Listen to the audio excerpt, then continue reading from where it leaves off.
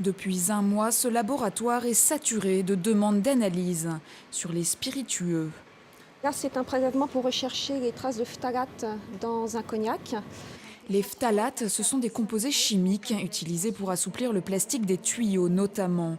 Depuis quelque temps, la Chine a abaissé le seuil de tolérance de ces produits et observe scrupuleusement les vins et spiritueux d'importation.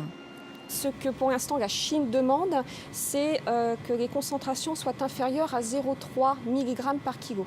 Les vieux produits sont évidemment un peu plus sensibles parce qu'ils ont été élaborés à une époque où on ne prenait peut-être pas toutes les précautions. Et puis du fait du vieillissement, la concentration peut faire monter évidemment les quantités de phtalates présentes.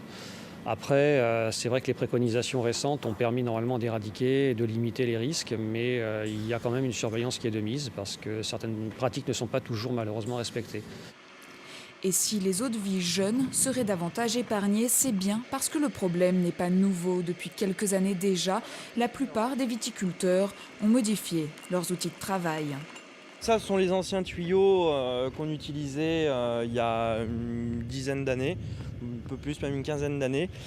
Et donc on a changé tous ces tuyaux pour pouvoir maintenant passer sur des tuyaux comme ceux-ci, les alcodiales.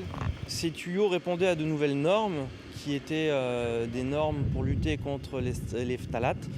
Et donc on était obligé de changer nos tuyaux. La Chine est le deuxième importateur de cet alcool dans le monde, donc sa récente décision forcément inquiète le milieu qui évoque là une bombe à retardement.